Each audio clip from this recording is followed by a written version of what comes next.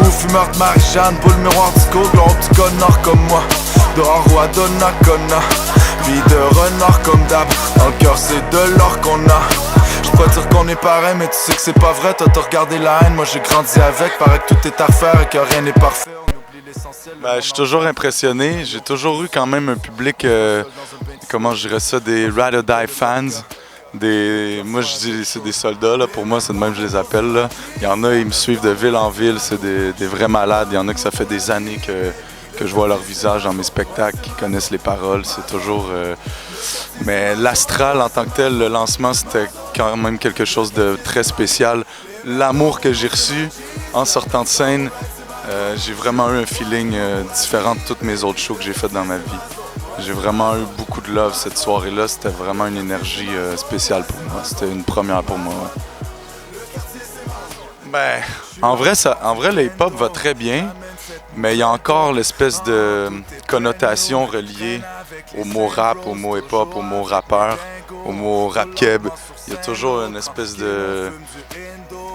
C'est beaucoup associé à la violence, la drogue, ce qui est pas faux nécessairement, mais dans mes spectacles, il n'y a jamais aucun événement plate qui s'est produit. Ça s'est toujours bien terminé. Ça a toujours été une bonne occasion pour les jeunes de triper puis de lâcher leur fou. Fait que je les trouve juste plate. En parlant de Saint-Lin qui annule, qui nous impose des conditions, je trouve que c'est eux qui ont perdu quand même la face dans cette histoire-là parce que ça leur a été un moment de faire rayonner la ville de Saint-Lin puis de donner un truc cool pour les jeunes à faire, tu sais. Fait que, ouais, c'est dur à comprendre encore c'est dur à comprendre, mais bon. Ouais, les conseils d'administration vont finir par switcher, les jeunes vont arriver, puis, tu sais, il y en a des directrices qui nous invitent dans des écoles, puis eux, moi, je le dis toujours au micro devant les jeunes, je suis comme, merci à telle madame ou à tel monsieur, ça prend des couilles pour inviter des rappeurs dans une école comme ça, mais en vrai, c'est ceux qui sont intelligents puis qui le savent que c'est un moyen de motivation pour les élèves, tu comprends ce que je veux dire, tu sais? Fait que, ouais, en bout de ligne, on est des modèles, puis moi, je me considère pas comme un mauvais modèle, tu sais, c'est sûr, j'ai des propos, j'ai aucune censure, mais en bout de ligne, il n'y a rien que je promouvoie de violent ou de négatif, selon moi, là. Ça se passe bien, les rôles sont plus clairs. Avant, je faisais tout pratiquement, de la création jusqu'à l'impression d'albums, jusqu'à la vente d'albums. Puis maintenant, je peux me concentrer sur la création puis la direction artistique. Puis je me considère vraiment chanceux, je le dis à la moindre occasion que je pense que tous les artistes rêvent d'avoir l'équipe que j'ai. Mais c'est vraiment, ouais, c'est une famille. C'est comme quand je l'ai dit en spectacle avant la toune Cicatrice, quand j'ai eu mon accident de moto, c'est même Silence d'Or qui sont venus me chercher à l'hôpital. C'est là que tu vois que c'est pas juste une business puis de la musique, là. On chill, on a des parties de Noël, là, tu sais.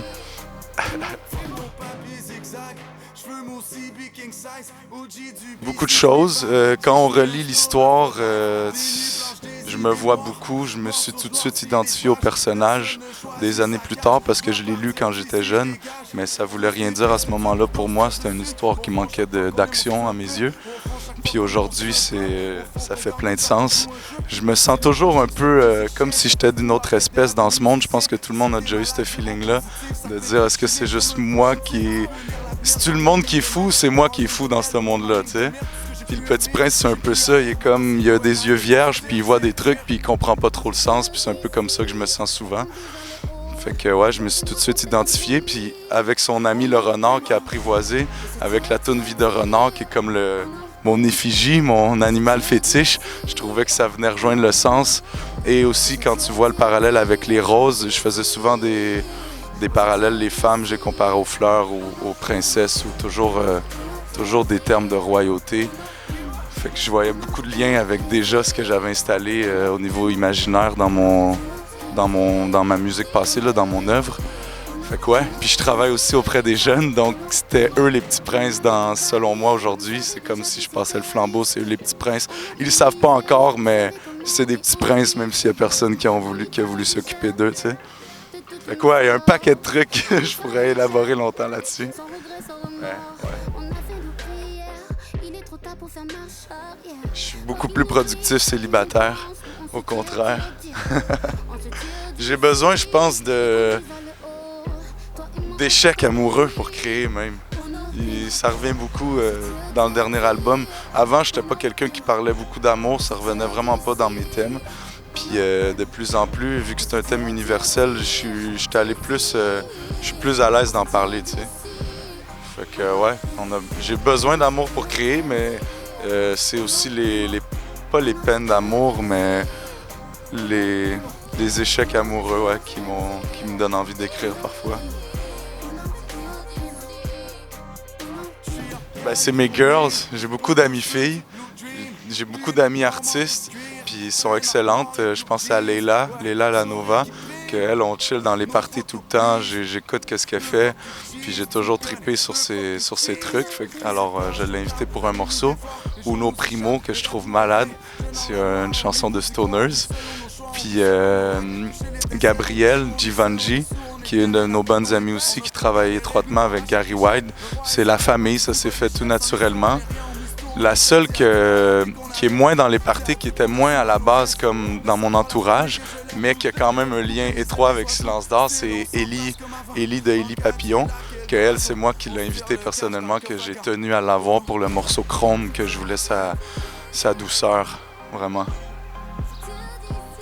Ben, j'ai toujours accordé quand même une attention particulière au style, puis justement à l'image.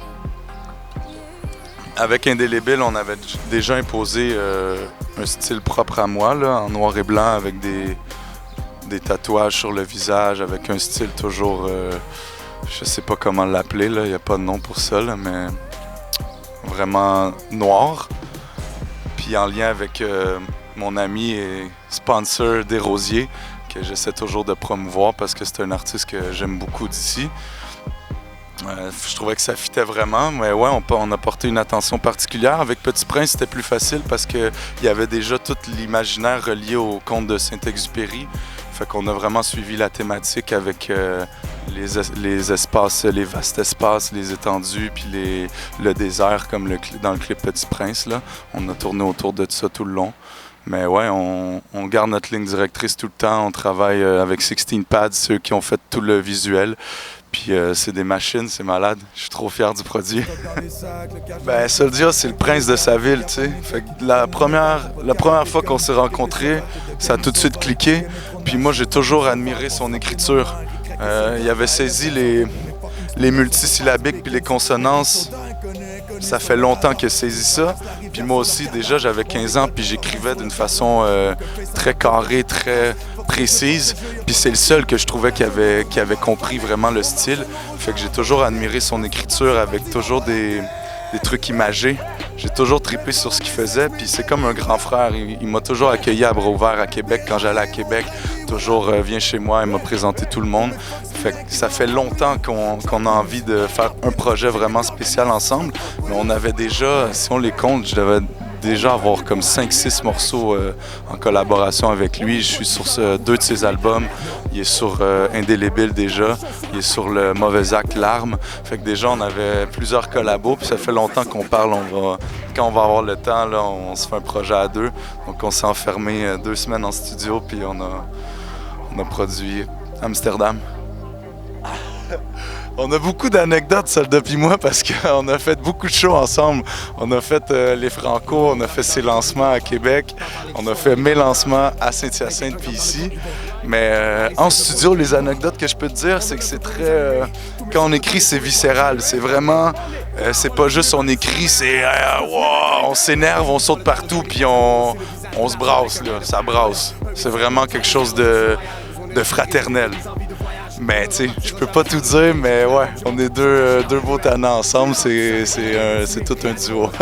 C'est le yin-yang, je te dirais, c'est une énergie spéciale. J'ai vraiment hâte de voir qu'est-ce que ça va donner au lancement pour les Franco le 11. Là. Je suis vraiment impatient de faire 1h30 de stage avec lui. J'ai hâte. Ben en fait, juste te dire, dans tout le processus créatif de l'écriture jusqu'au studio, jusqu'à la sortie de l'album, ma partie favorite, c'est le spectacle. C'est rencontrer le monde, c'est être devant les gens, puis c'est comme une espèce de drogue, là, quand je te disais le feeling de voir tout le monde qui est là puis qui chante tes trucs, c'est vraiment un sentiment spécial. Puis c'est là que je peux lâcher mon fou, c'est là que je vais fou, même que je me retiens parce que je suis pas encore assez accès. Les salles, tu sais, je suis pas une vedette, fait que je peux pas briser des trucs, je peux pas casser des bouteilles sur une scène, je peux pas casser la batterie, tu sais. Je me fais taper ses doigts puis ça coûte cher après. Fait que je suis pas rendu là, mais je me retiens, mais c'est vraiment, c'est ma partie favorite. L'énergie avant un spectacle, je suis ultra calme toujours, très posé, puis j'explose rendu sur la scène avec le public. En fait, c'est pas de ma faute, c'est la faute du public. Ils sont cinglés, c'est même pas des farces. C'est le 10 juin avec Manu Militari. C'est un programme double pour les Franco. Puis le 11 juin, le lendemain, avec Soulja pour le lancement Amsterdam. Puis il y a plein d'autres dates qui s'ajoutent. Là. On a une bonne tournée à tous les week-ends. On est dans des villes différentes. Là. Déjà, je pense que ce soir, on fait la chasse-galerie à la Valtrie. On revient de Alma, donc on fait le tour du Québec. Là. C'est ça. C'est ma partie préférée, explorer mon propre territoire. Ouais. C'est drôlement dit. Elle a dit l'échange humain, si vous n'avez pas compris. Partout, iTunes. En spectacle, c'est le mieux parce que vous me l'achetez à moi en main propre, je peux le signer, on peut parler des morceaux qui sont dessus. Mais c'est partout, HMV, iTunes, les petits disquaires, Google Play. Le plus simple, c'est d'aller sur viderenard.com. J'ai un nouveau site web, ça c'est mon brand. Il va y avoir plein de nouveaux morceaux de linge qui sortent là-dessus, plein de trucs, des concours. C'est ma nouvelle plateforme. Puis là-dessus, ça te donne accès à tous les points de vente pour mes différents albums. Exact, les vidéos, les chansons, il y a plein de trucs qui se passent là-dessus de plus en plus. viderenard.com. Vide! Merci beaucoup.